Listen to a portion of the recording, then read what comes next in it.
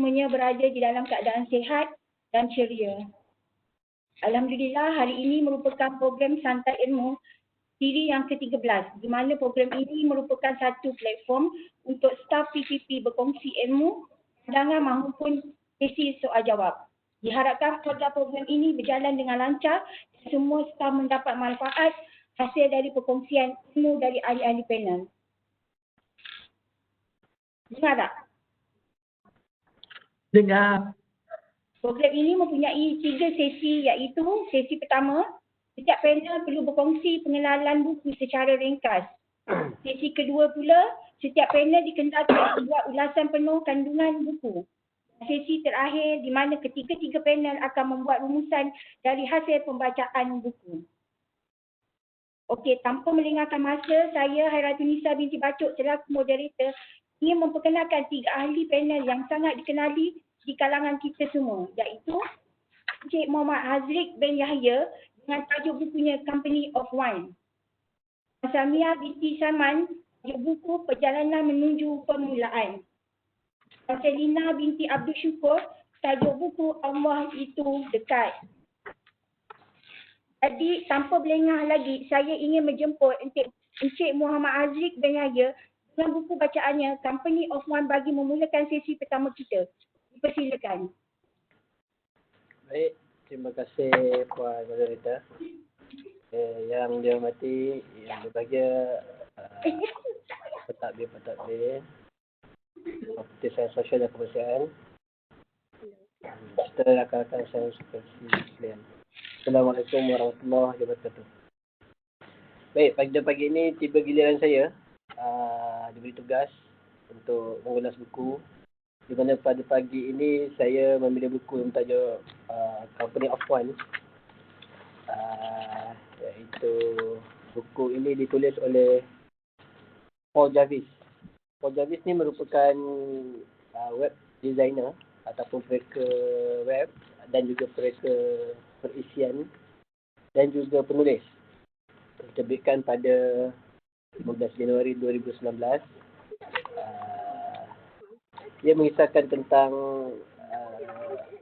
mengapa kekal kecil adalah lebih baik daripada menjadi besar. Dari konteks bisnes tu sendirilah. Okay. Kat sini dia ambil contoh seorang lelaki, seorang individu yang sangat berpengaruh, iaitu Tom Fishburne. Di mana Tom Fishburne ni sekejap ya, saya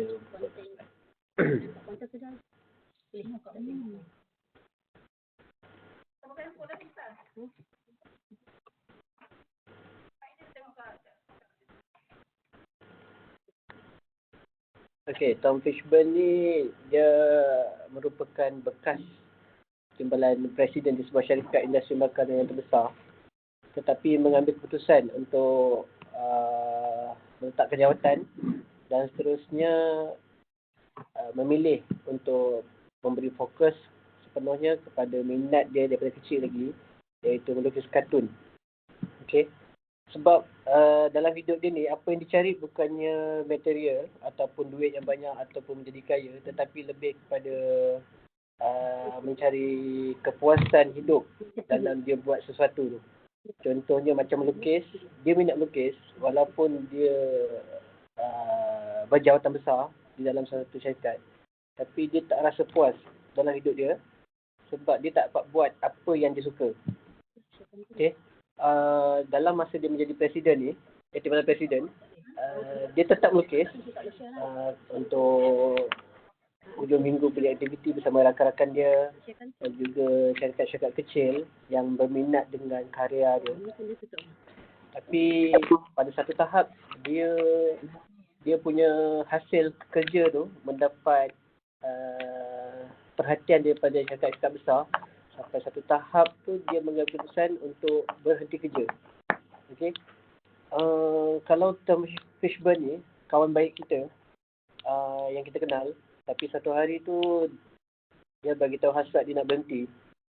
Mesti kita agak terkejut lah, sebab macam kita sendiri pun dah pegang jawatan besar dalam satu syarikat, dah ada harta ni sebenarnya dah ada jaminan hidup. Tapi bila dia buat keputusan itu, kita rasa macam shock lah, terperanjat. Tapi itu jalan terbaik yang dia buat untuk hidup dia. Dan nanti saya akan ceritakan lebih lanjut tentang Tom Fishburne ni dan juga buku Company of One ni. Jadi buat masa ni itu dulu. Saya kembalikan semula pada Puan Moderator untuk panel seterusnya. Terima kasih.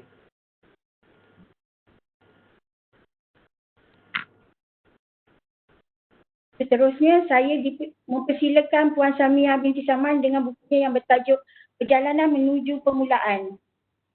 Dipersilakan.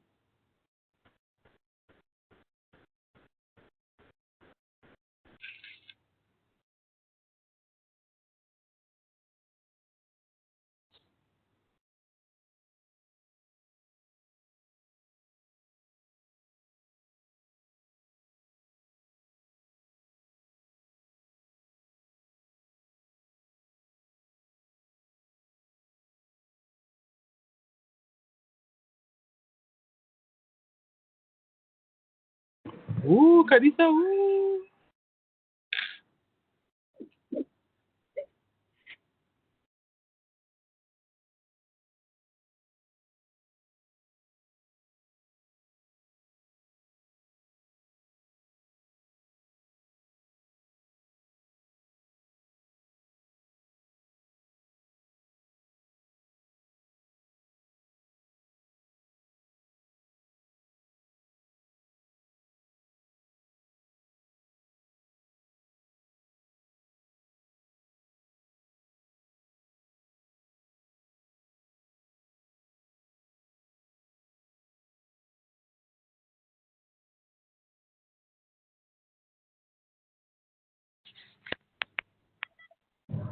Krik, krik, krik.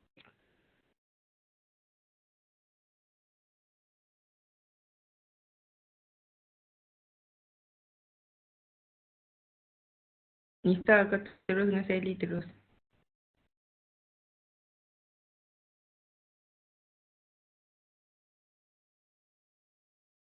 Okey. Saya juga. Okey, kita teruskan dengan panel kita. 3, Puan Sally binti Abdul Syukur dengan tajuk bukunya Allah Itu Dekat. Silakan. Terima kasih kepada Puan Moderator. Assalamualaikum warahmatullahi wabarakatuh dan selamat pagi semua. Okey, pada pagi yang mulia ini saya akan kupaskan buku yang bertajuk Allah Itu Dekat. Okey, Allah Itu Dekat adalah sebuah karya motivasi yang menitipkan pesan dan nasihat tentang roda kehidupan yang sedang kita jalani. Ia menyentuh pelbagai ujian hidup dan bagaimana cara kita mengawal keadaan, bagaimana cara kita berusaha untuk bangkit dan meneruskan perjalanan. Kerana hidup yang teruji bukan untuk menyerah tetapi untuk diperjuangkan. Buku ini juga telah mendapat anugerah pilihan pembaca popular Berita Harian 2019. Buku ini juga ditulis oleh Nurul Izzati binti Abdul Wahab atau lebih dikenali dengan nama pena The Bingkisan Hati. Beliau dilahirkan pada 11 April 1993 di Hospital Besar Melaka, meminati bidang penulisan sejak berada di sekolah menengah, mula menulis buku pada tahun 2016 dan kini merupakan seorang penulis sepenuh masa. Telah menulis sebanyak 5 buah buku motivasi antaranya Expectation, Don't Be Sad, Allah Kan Ada, Cukuplah Allah Bagiku dan yang terbaru Allah Itu Dekat. Sangat meminati penulisan skrip, drama, novel serta puisi. Okey, sampai sini saja saya kembalikan kepada Puan Moderator. Terima kasih. Seterusnya, saya mempersilakan semula Puan Samia binti Salman dengan tajuk bukunya yang bertajuk Perjalanan Menuju Permulaan.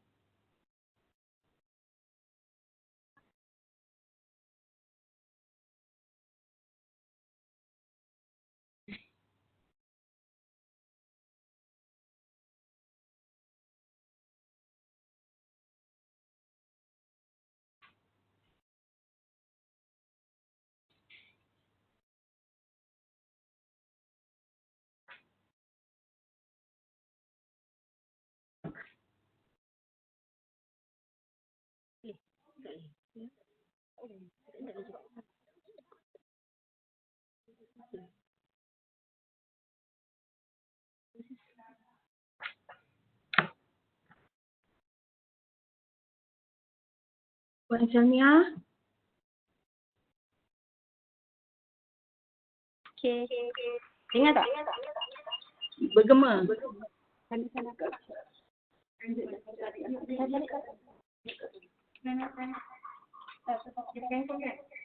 slide tak boleh. Kak Sal kena jauh daripada yang tepi-tepi tu, nanti bergema.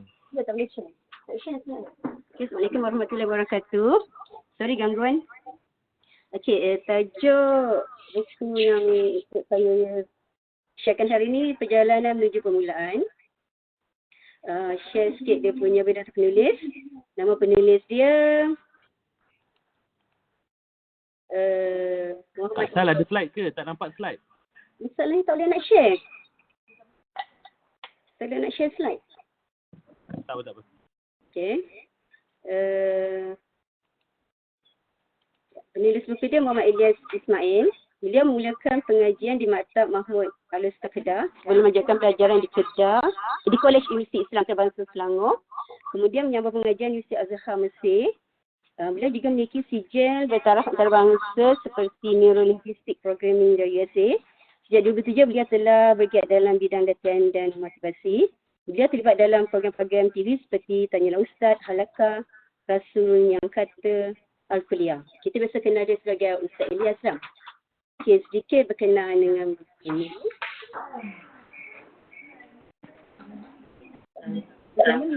Perjalanan menuju permulaan ini adalah hasil sumbangan penulis dalam berikan inspirasi dan motivasi pada pembaca dalam mencari jalan menuju fitrah sebenar diri. Umpama bayi yang baru dilahirkan. Mengapa kita suka melihat bayi? Sebab bayi adalah insan yang masih fitrah tanpa ada rasa dengki, dendam dan iri hati. Begitulah manusia yang hatinya tenang, jiwanya lapang, fikirannya bagai seorang pemenang. Sentiasa melihat kebaikan dalam diri insan lain. Penulis mengajak pembaca untuk kembali kepada permulaan atau fitrah seorang manusia yang inginkan keindahan, kebaikan dan ketenangan. Saya serahkan kepada moderator. Terima kasih Encik Azri, Puan Salmia dan Puan Selina atas pengenalan buku tersebut. Jadi kita teruskan untuk sesi yang kedua. Saya serahkan semula kepada Encik Muhammad Azri untuk membuat ulasan buku. Okay, terima kasih sekali lagi Puan Moderator. Okey, seterusnya, sekejap saya buka slide ni.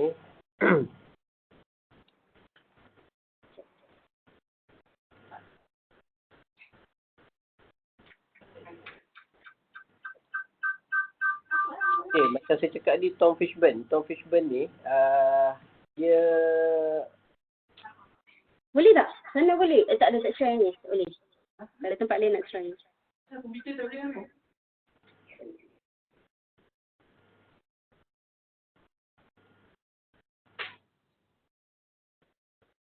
Okey, macam saya cakap dia Tom Fishburn. Tom Fishburn ni dia berhenti kerja sebab dia nak fokus pada minat dia pada penulisan kartun. So, pada permulaannya beliau ni hanya melakukan di rumah saja dengan anak dan isterinya. Maksudnya di sini dia kerja macam freelance lah, duduk kat rumah, melukis kartun dan hanya klien-kliennya hanya yang kecil-kecil je untuk cari duit makan dia harian kan. Tapi lama-kelamaan bila dia ni dah jadi terkenal, banyak syarikat dah yang berminat dengan hasil kerja dia. Jadi sampai satu tahap sampai ke syarikat-syarikat besar, contohnya macam Wall Street, New York Times dan juga Billboard di Amerika Syarikat menjadikan dia sebagai marketing manager, bukan marketing manager tapi marketing punya department yang membantu syarikat-syarikat ni untuk meluaskan lagi pasaran dia orang. Jadi dalam keadaan dia kerja secara freelance tu, dia dapat bina nama dia sehingga menjadi besar seperti itu. Jadi dekat sini kita nampak yang tak bermakna kita ni perlu kerja dengan kuat, dengan beban yang ada. Kalau jadi timbalan presiden dulu dengan beban dia dengan pekerja, dengan beban dia dengan tanggungjawab lain, dengan pelbagai share lagi. Jadi sekarang ni dia lebih santai, kerja dari rumah. Dia punya customer ni limited. Jadi dia tak terlalu mengejar customer, klien. Jadi apa yang dihasilkan tu lebih berkualiti lah maksudnya. Okey, ni contoh-contoh klien dia macam DBS ni bank atau IBM apa semua. Jadi klien-klien ni bukan nama-nama kecil lah, nama-nama besar sebenarnya. Jadi keadaan ni membuatkan dia akhirnya menubuhkan satu syarikat dia sendiri iaitu Marketunis. Marketunis ni kalau macam kita dapat baca daripada words Marketunis tu pun sendiri, market tu pemasaran dan kartun. Pemasaran kartun. Kalau kita sendiri boleh huraikan Marketunis ni dia macam pemasaran kartun. Ya betul, memang dia pemasaran kartun sebab semua pun cara pemasaran dia lebih kepada menggunakan kartun-kartun lah, komik. Sebab dia menggunakan strategi visual dan juga tarikan untuk customer yang klien ni perlukan. Okey, jadi seterusnya saya sharekan lagi. Okey, saya akan ulas. Kenapa bigger is better? Tapi adakah ini persoalan yang kita cari sebenarnya? Bigger is better. Maksudnya kat sini, adakah menjadikan sesuatu company, sesuatu syarikat tu lebih besar, ia lebih baik? Tapi tidak bagi Tom Fishburn ni. Sebab Tom Fishburn ni merasakan dengan syarikat dia yang kecil, dengan skala pekerja dia sedikit, sebab bila dia perlu memenuhi tugasan ataupun arahan daripada klien dia hanya ambil freelancer je. Jadi dia tak terbeban dengan perangai staff dia yang mungkin ramai. Dia tak perlu fikir nak bayar gaji yang banyak, tak perlu memikirkan operasi syarikat. Jadi dia hanya kekal dengan syarikat dia ada, dia fokus. Jadi dia bila dalam keadaan sini, customer dia yang setia dengan dia kena menunggu, kena queue untuk dapatkan khidmat dia ni. Jadi cuma dia menjadikan servis yang dia buat tu lebih baik lah. Dia tak terlalu mengejar keuntungan semata-mata, tapi dia macam santai. Kalau ada, tak ada, okay, dia relax je situ. itu yang dia pegang lah, sebab dia melawan arus. Kalau macam kita ada syarikat besar, tiba company pelanggan kita dah ramai, kita dah terfikir nak buka satu cawangan lagi untuk memenuhi kehendak pelanggan yang lain. Tapi itu tak bermakna kita boleh buat keuntungan yang lebih besar. Malah mungkin perbelanjaan kita daripada segi expenses, daripada segi macam gaji, modal, bayar duit kedai, apa semua, itu membebankan lagi kita. Tambah stres lagi kita nak handle berapa ramai staff dan juga perkara-perkara lain berkaitan dengan bisnes tu lah. Ini yang Tom Fishburn lawan. Yang cuba Tom Fishburn ni cuba elakkan, iaitu kekal kecil dengan skala syarikat yang dia ada. Jadi pada saya ni just pendapat saya lah. Mungkin ini lebih baik untuk dia, tapi tak semua yang kita buat macam kita sendiri lah. Macam kita sendiri ialah setiap manusia ni ada kehendak dia. Bila dah besar syarikat, bila dah besar company, dia akan fikir untuk buka sesuatu yang lebih besar ataupun buka cawangan lain untuk tambahkan lagi income dia, tambahkan lagi pendapatan revenue dia. Jadi ini dalam secara tak sedar kita terbeban dengan keperluan yang kita cakap dia, macam gaji staff, perangai staff, apa semua kan. Jadi itu yang saya lah. Tak semua konsep company of one kita boleh ambil dan kita sesuaikan dengan kehidupan kita dalam seharian lah, sebagai peniaga ataupun sebagai pekerja sendiri. Jadi lagi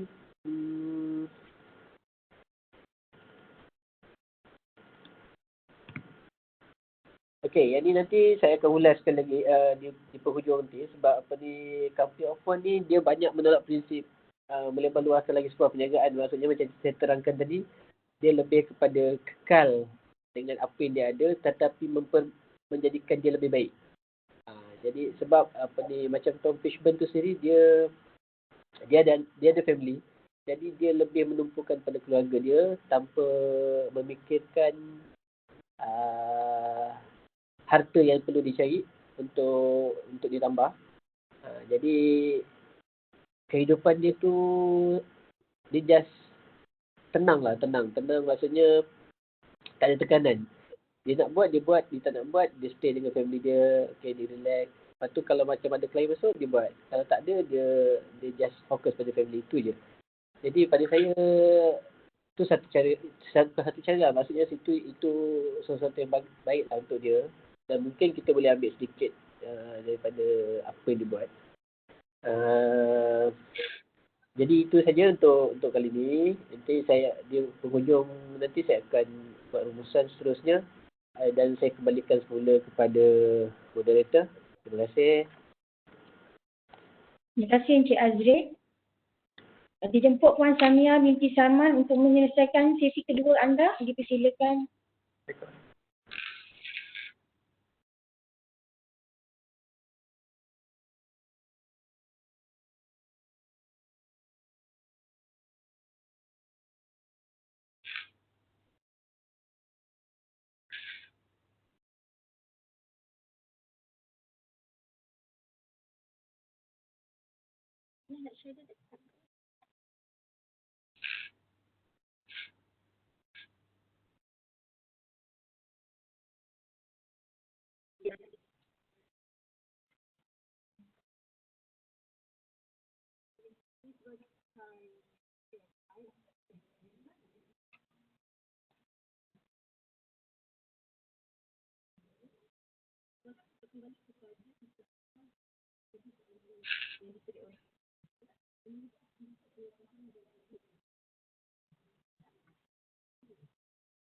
Sebab atau isu yang cuba diketengahkan penulis. Berikan dorongan dan ancaman buat diri yang ingin itu masa depan. Okey. Seterusnya, bab yang pertama, penulis menyusun perkenaan anugerah ruang. Penting ialah memudahkan jalan di hadapan dari pelajaran semalam. Itulah tanda kejayaan dan kejayaan. Refleksi daripada bab ini, niat dan hasrat yang mulia di dalam hati akan berkaitan melalui hasil niat dan hasrat yang mulia di dalam hati akan berkaitan melalui hasil referensi dan penelitian. Kedua, maksimum peluang dalam masa muda dan sihat penelitian yang kedua kerana ia maksudnya adalah ketiga, dalam rumah tangga juga pelajaran iaitu maksudnya untuk mengajar ia berbeza sampai yang kedua orang manusia. Penulis bab dan hanya kerana sedikit. Ini mengubah sedikit cara kita berfikir dan bersedia menerima. Ialah cara terbaik bagi diri. Refleksi pada bab ini, sebaik amalan adalah yang berbesar. Konsisten pada istiqamah. Konsisten azam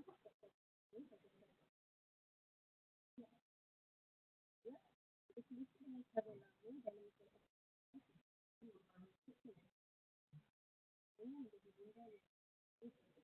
jadi dalam mengubah setiap cara dan berfikir dengan Tuhan.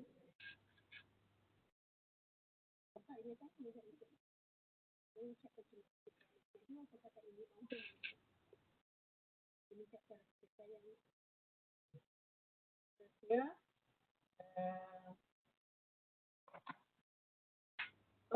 Kenal keindahan dari perpisahan. Sedikit intro. Manusia proaktif dan semula melihat kepayahan dan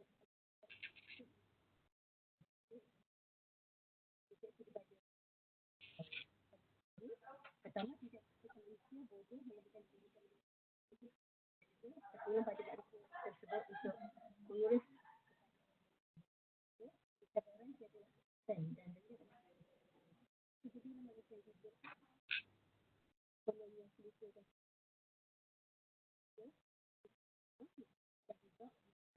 ini alasan dan sering mengatakan insiden dalam satu pasti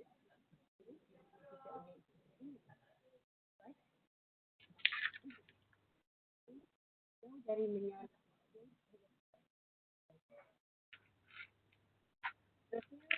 penulis contoh ibu dan miliki satu hidup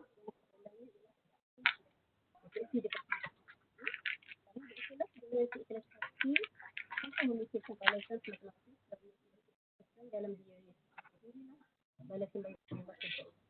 Jadilah masa lalu itu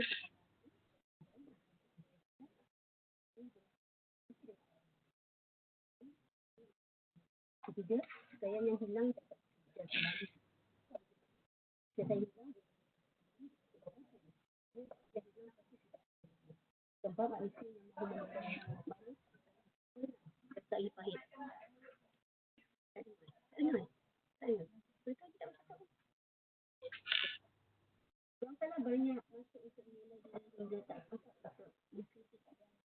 Okey, kita ada masalah. Saya teruskan kepada Puan Selina binti Abdul Syukur. Okey, terima kasih Puan Moderator. Cik Azri boleh tolong tutup slide ni dulu tak? Cik Azri? Saya je terus, nanti awak punya akan appear. Okey. Okey, saya akan menterjemahkan isi buku ini. Sekejap Okey, ada Okey, buku Allah itu dekat. Okey, hidup ini sebenarnya penuh dengan cerita. Ada perkara yang kadang-kadang kita rasa bukan itu yang terbaik untuk kita disebabkan kita belum nampak apa hikmahnya.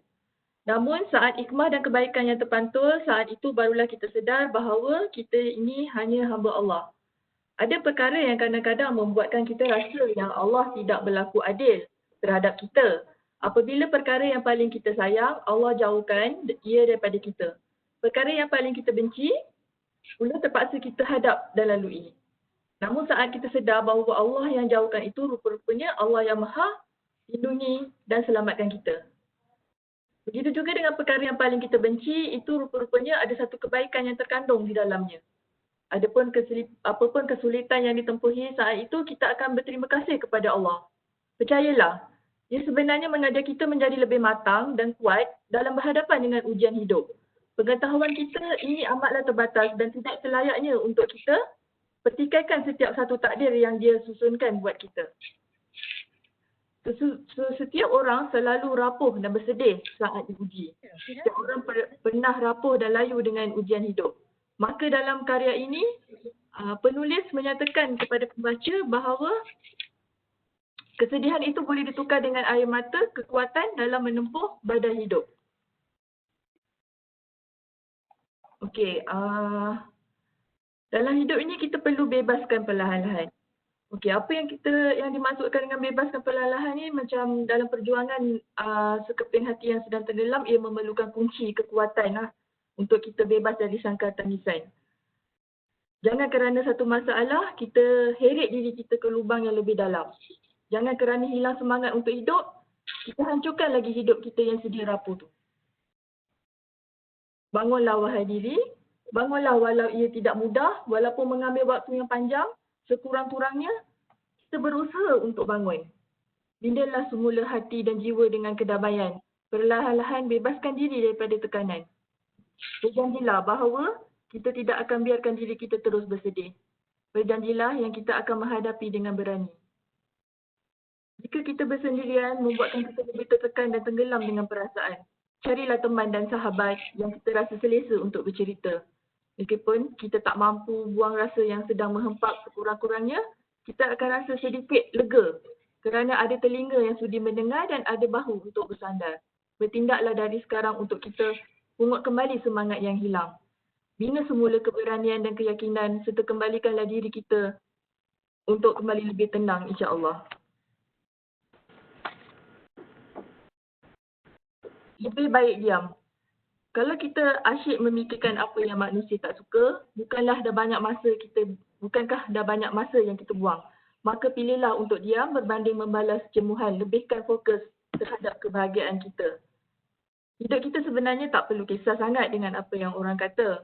Memanglah kadang kita tak boleh lari daripada kritikan, tetapi mana yang baik bagi kita, ambillah ia sebagai pedoman, dan mana yang negatif kita simpan kemas-kemas. Jangan difikir dengan begitu mendalam mengapa mereka tak berpuas hati dengan kita. Kelak hati sendiri yang sakit. Mereka ada mata, mereka akan terus perhatikan setiap tindak tanduk kita, mereka akan sentiasa mencari salah silap kita, mereka akan terus menghukum kita. Jadi apa yang perlu kita buat? Kita berusaha menjadi sempurna di mata mereka.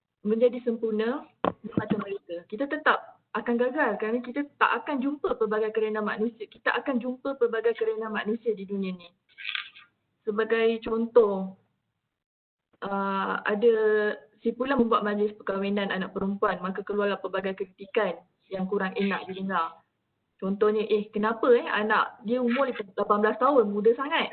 Suruhlah dia sambung belajar dulu, kerja dulu, cari duit, belajar, berdikari, dah matang sangat ke nak kahwin tu. Bukankah kakak sepengantin tu belum kahwin? Kenapa sibuk nak kahwinkan si bongsu dulu? Tepuk dahi lah kalau macam ni. Memang ada kata-kata yang kurang enak lah kita dengar kan kadang-kadang. Semua serba tak kena di mata manusia. Kerana selagi kita yang bernama manusia memang tak boleh lari daripada terus dikritik. Ia bagaikan hujan, tak mampu untuk kita tolak atau tahan daripada jatuh. Ia tetap akan turun. Sama juga dengan kritikan dan pandangan manusia, tak ada kuasa untuk kita tepis atau tolak. Rugi kalau kita asyik fikir pandangan negatif orang, masa terbuang sebab terlalu fokus pada cakap orang. Hidup ini sebenarnya mudah saja. Jika ada mulut yang mengata, pekatkan telinga. Biar dia lempar batu, kita sambut dengan senyuman. Belajar untuk tenang dan lepaskan semua kritikan yang menjatuhkan. Apabila kita melawan, lama-kelamaan diamlah dia. Sebab dia sedar bahawa umpannya telah gagal untuk buat kita tercabar. Bertenang dengan biarkan suasana negatif mengheret kita ke dalam tekanan. Pentas dunia ini kecil saja. Untuk apa kusutkan fikiran pada benda yang remeh? Belajar untuk melupakan. Jangan kita simpan untuk berdendam. Berdamailah dengan takdir. Tidak ada istilah yang terlambat, semuanya berjalan pada waktu yang tepat. Berhenti mengintai kehidupan orang lain. Cintailah jalan takdir sendiri.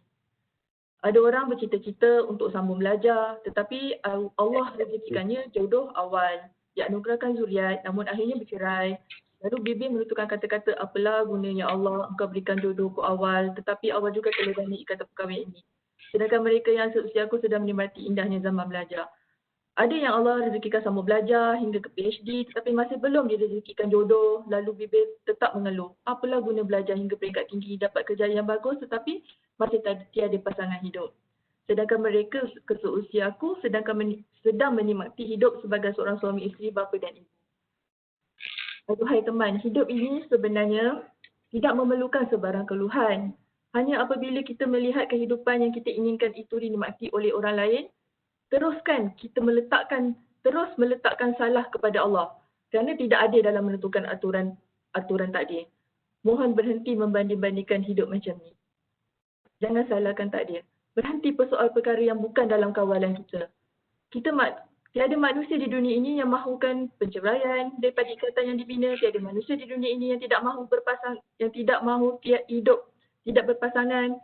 Tiada manusia di dunia ini yang mahu hidup di runtun kesedihan.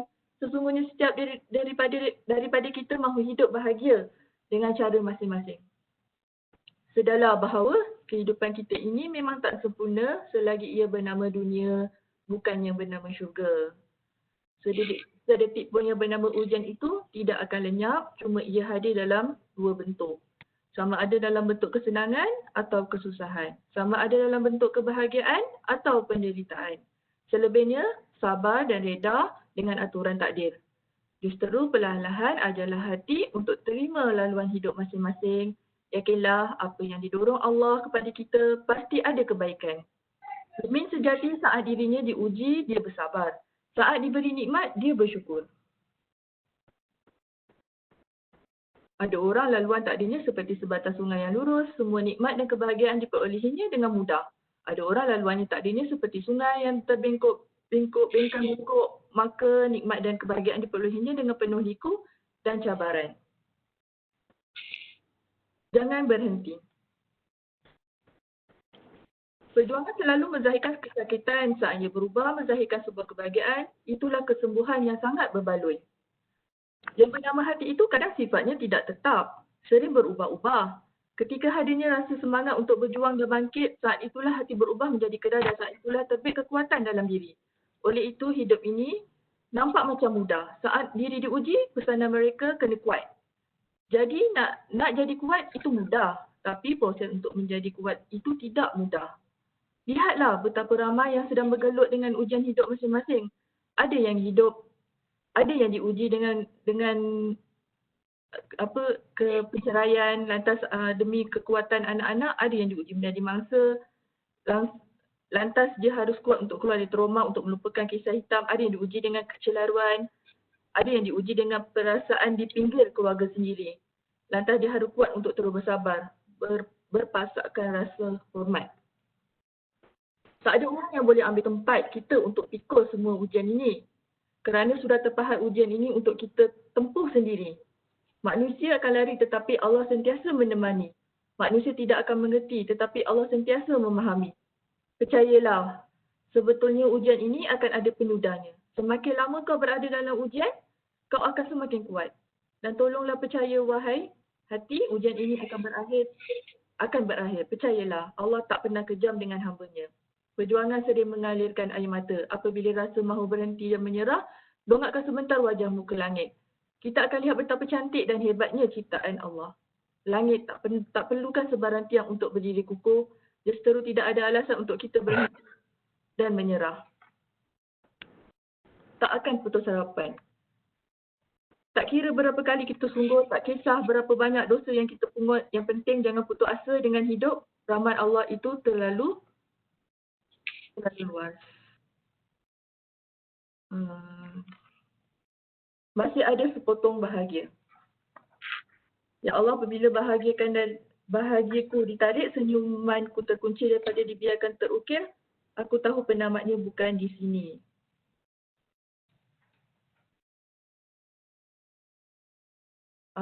Kita kembali ke, saya rasa setakat ini saja. Kita kembali kepada Puan Wairita. Terima kasih Puan Selina. Okey. Saya menjemput semula Puan Salmiah Lindsay Saman untuk menyelesaikan sesi kedua anda. Silakan.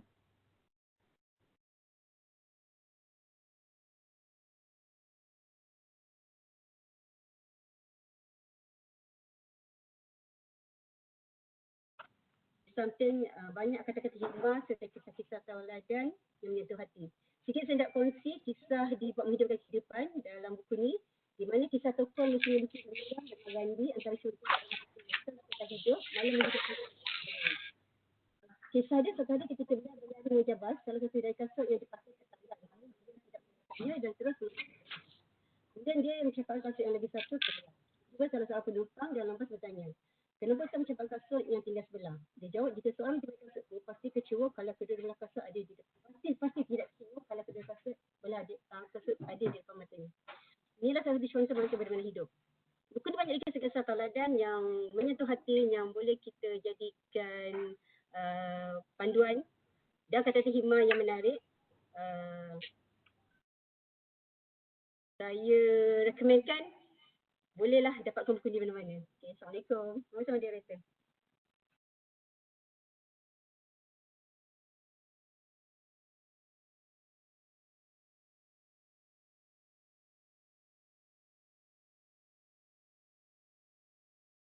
Alhamdulillah, selesai sudah ulasan buku dari ketiga-tiga panel.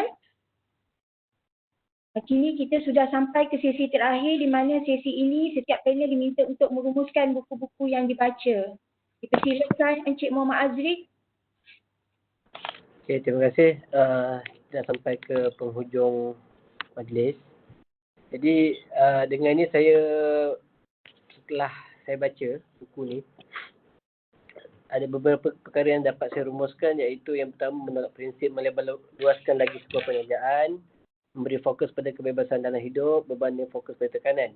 Okey, yang ni saya suka cakap pasal ni, kita lebih pada kita tak nak stres lah buat sesuatu kerja tu. Maksudnya kita kena, maksudnya macam saya sendiri, macam rakan tengok rakan-rakan kan, kadang-kadang stres buat sesuatu. Macam dia berniaga, macam dalam keadaan sekarang dalam PKP, dia orang tak dapat niaga apa semua. Jadi dia orang stres tau. Jadi ada juga rakan lain yang mengambil inisiatif, dia buat daripada rumah, online ke, meniaga depan rumah ke. Jadi benda-benda tu semua dapat kontrol dia orang punya emosi. Kadang-kadang bila tak ada duit ni, dengan keluarga, dengan anak, dengan nak makan lagi, itu memberi tekanan kepada dia orang. Lepas tu dalam masa yang sama, dalam sibuk dia orang fokus pada keluarga ni, minat dia orang ni pada sesuatu kerja dia orang tak abaikan. Jadi macam meniaga, walaupun keluarga satu tanggungjawab, tapi mencari maksudnya berniaga atau mencari duit lah. Cari duit tu satu tanggungjawab lain juga. Tanggungjawab untuk memenuhi keperluan harian dia orang. Okey. Lepas tu yang kemudiannya ubah persepsi kepada apa yang kita buat. Maksudnya kita ada minat. Kita tak nak anggap benda tu satu tekanan. Jadi bila benda tu satu tekanan, kita jadi terbeban. Kita jadi tak minat nak buat, terbeban, tak ada rasa inisiatif untuk lakukan sesuatu yang lain. Jadi benda ni membebankan, bila tak ada minat, dia akan mendatangkan beban kepada orang yang menghadapi sesuatu pekerjaan tu. Lepas tu untuk peniaga juga, kita perlu pastikan apa yang pelanggan yang kita sasarkan tu tepat.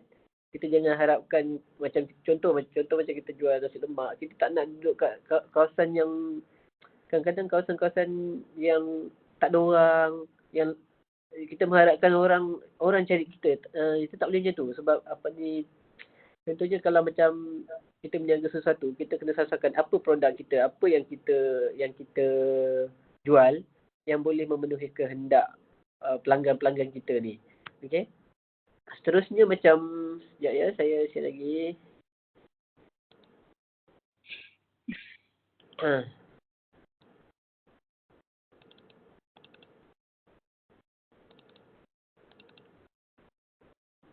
Okey, seterusnya gabung jalinkan keperluan peribadi dengan tanggungjawab pada tugas. Maksudnya di sini macam kita ada tanggungjawab pada keluarga, tanggungjawab pada ibu bapa, benda ni semua. Benda ni semua kita kena jadikan satu pemangkin, satu milestone kita untuk menjalankan tanggungjawab kita yang contoh macam kita kerja nak cari duit, untuk bagikan parents, untuk keluarga. Jadi benda ni bila kita anggap itu satu tanggungjawab kita yang perlu kita lakukan, kita akan rasa seronok. Jadi benda ni semua mempengaruhi cara kerja kita. Lepas tu wujudkan hubungan mesra dengan pelanggan. Yang kadang-kadang macam kalau kita pergi supermarket mall ke, beli barang, kita berhadapan dengan situasi di mana cashier contohnya, walaupun tu bukan company dia, tapi cara dia layan kita tu agak hambar lah. Jadi kita macam rasa macam kenapa perlu macam tu? Sebab aku bagi kau, dia senang cerita macam ni. Sesuatu syarikat atau sesuatu perniagaan tu bukan yang bagi gaji dia, senang cerita yang bagi gaji kepada syarikat tu ialah orang yang membeli, customer. Kalau orang tak ada membeli, tak ada membeli produk dia, maksudnya pekerja-pekerja dia orang tak ada gaji untuk dibayar. Contohnya macam tu. Jadi kita kena wujudkan hubungan ni supaya kita ada repeat customer. Okey. Lepas tu kemudian elakkan pelaburan besar tapi fokus pada keuntungan yang sedikit dan cepat. Yang macam ni kadang-kadang orang fikir untuk spend banyak untuk mendapatkan keuntungan yang besar dalam masa yang singkat. Tapi kadang-kadang benda yang kita jual tu walaupun keuntungannya sedikit, tapi bila kualitinya ada dalam kuantiti yang banyak, lama-kelamaan dia akan jadi banyak lah. Maksudnya walaupun keuntungan setakat 50 sen, tapi bila kita ada repeat customer dengan kualiti yang kita ada, benda-benda tu semua menjadikan kita satu kepuas, satu lagi kita dapat pulangannya tu berterusan. Tak adalah jual mahal tapi sampai mungkin sebulan, 2 bulan boleh tahan itu je. Dia tak kekal. fokus pada khidmat dan kesetiaan pada pelanggan. Kadang-kadang macam ni kita kena wujudkan satu macam berbalik pada hubungan mesra dengan pelanggan tadi. Okey. Khidmat dan kesetiaan pelanggan ni sebenarnya itu yang memberikan keuntungan yang besar pada satu perniagaan. Bukan kadang-kadang customer ni dia yang buatkan sale kita makin hari makin okey, customer yang selalu beli yang kita. Jadi kita kena fikir apa yang kita buat yang membuatkan customer tu kembali pada kita. Contohnya layanan kita pada dia, hubungan kita selepas berniaga. Macam kadang-kadang orang tu kita mesra, kadang sampai nak panggil engkau aku hoi-hoi je. Jadi itu mesra lah. Sebenarnya bukan dia kurang ajar, tapi lebih pada kemesraan antara hubungan kita dengan pelanggan. Jadi pada saya sebagai peniaga, sifat-sifat dia perlu ada. Sebab sebagai saya sendiri, kalau apa yang saya buat, saya akan fikirkan customer. Okay? Customer ni okey tak dengan apa yang aku bagi. Bukan setakat jual produk apa yang kita jual, bukan setakat apa yang kita jual, tapi apa layanan kita yang kita berikan pada dia untuk buat dia rasa selesa untuk membeli dengan kita lagi. Jadi pada saya itu saja untuk kali ini. Maaf kalau ada salah dan silap sepanjang saya menyampaikan ulasan buku ni. InsyaAllah semoga kita bertemu lagi pada masa akan datang. Terima kasih. Kembali kepada moderator. Terima kasih Encik Azri. Saya serahkan pada Puan Samia untuk membuat rumusan. Silakan.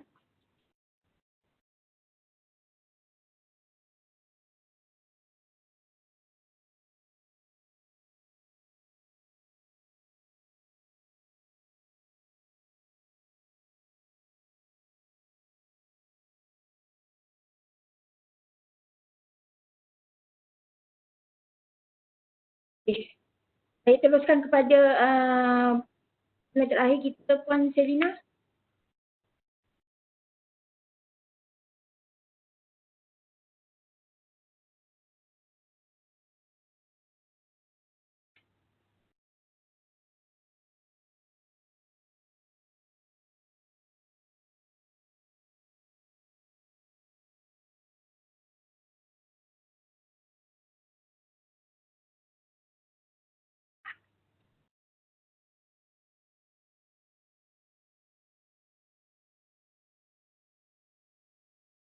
Sekejap Okey, rumusan tentang buku ini. Saya sambung sikitlah. Daripada bacaan buku ini, banyak kata-kata semangat yang diberikan oleh penulis yang berkaitan dengan hidup seharian kita.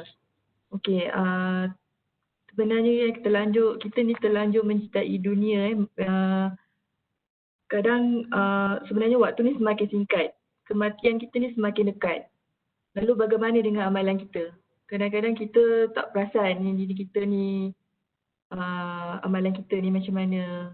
Jadi kita saling mengingati. Dunia hari ni pun sungguh menakutkan. Penuh dengan kejutan. Lihatlah betapa banyak kerosakan telah terjadi. Sampai tak mampu nak bayang bagaimana dunia ni pada masa akan datang. Apakah yang tinggal kat dunia ni cuma kejahatan dan kemaksiatan? Kerana kita lihat betapa cahaya kebaikan semakin malap. Sedangkan yang kian bersinar ialah kemungkaran demi kemungkaran.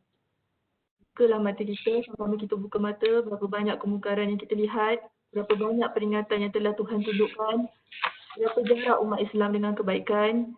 Jadi apa sebenarnya yang masih lagi kita kejar di dunia ini? Adakah hidup kita untuk berseronok semata-mata tanpa melihat betapa banyak kemaksiatan, kemungkaran? Tidakkah kita menakutkan? Tidakkah ini menakutkan? Apa lagi yang kita tunggu? Tunggu kiamat tiba baru nak bertaubat? Tunggu matahari terbit sebelah barat baru nak hampas sejadah? Sudah terlambat saat itu. Bertaubat telah tertutup. Masa itu apa yang boleh kita lakukan? Tiada satu apa pun yang boleh kita lakukan.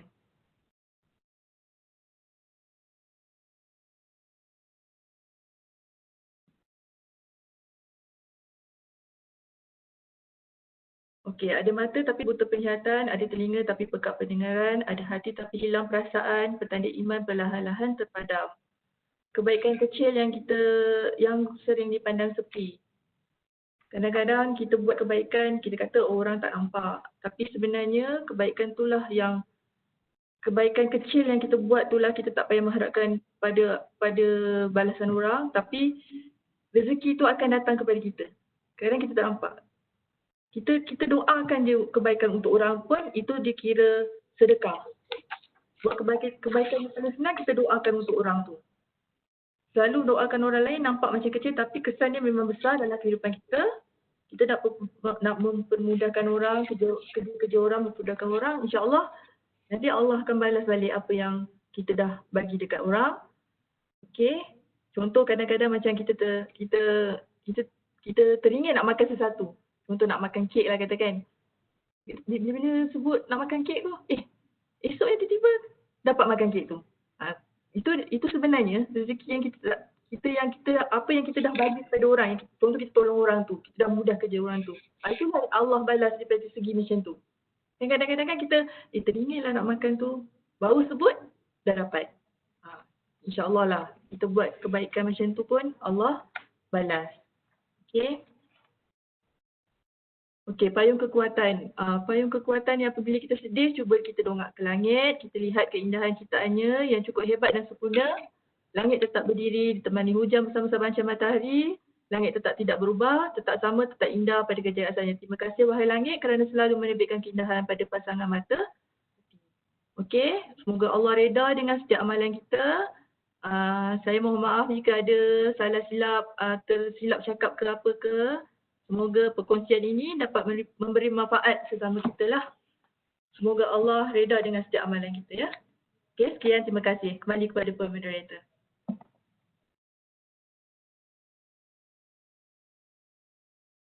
Saya menyerahkan semula pada Puan Samia.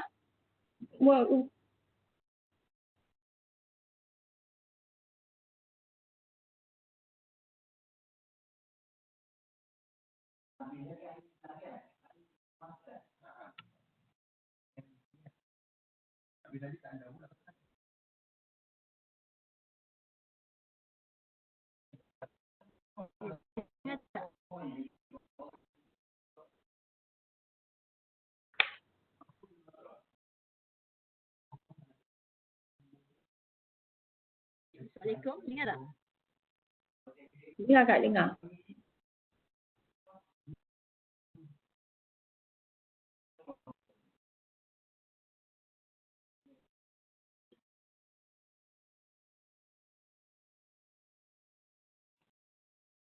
Assalamualaikum, dengar tak?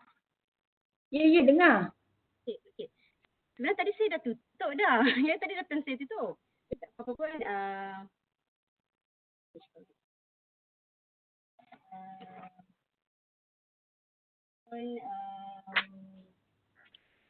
Terima kasih atas peluang yang diberikan pada saya untuk merumuskan buku ini sekali lagi.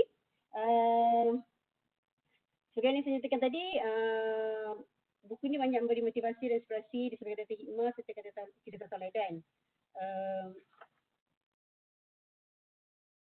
Perjalanan menuju permulaan ini adalah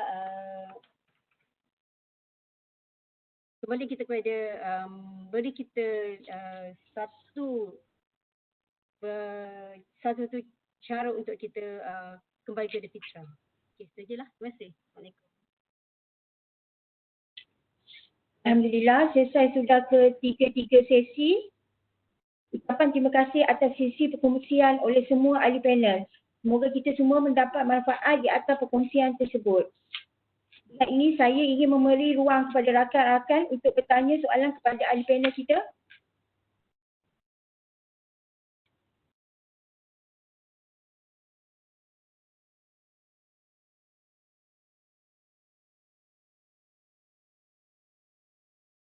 Kiranya tiada, saya serahkan program ini kepada Encik Khairul Azmi bin Ishak untuk memberi sepatah dua kata. Dipersilakan.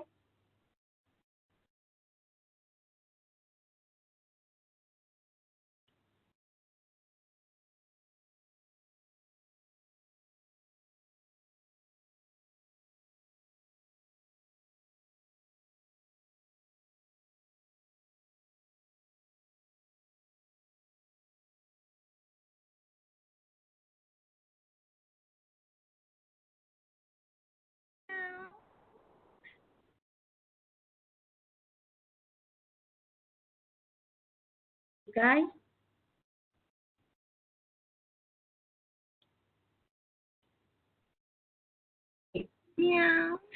Boleh tutup majlis. Boleh tutup majlis. Okey, kita sudah berada di penghujung. Tugas saya sebagai moderator pun sudah selesai. Terima kasih kepada Encik Khairul selaku pelaksana program, panel jemputan AJK yang terlibat serta pada semua yang menonton program pada hari ini. Sekiranya ada salah tutur kata sepanjang mengendalikan program ini, saya ingin memohon maaf di atas segala kekurangan. Yang baik itu dari Allah SWT, yang kurang itu datangnya dari saya. Dengan ini saya akhiri dengan wabillahi taufiq wal hidayah. Wassalamualaikum warahmatullahi taala wabarakatuh. Terima kasih.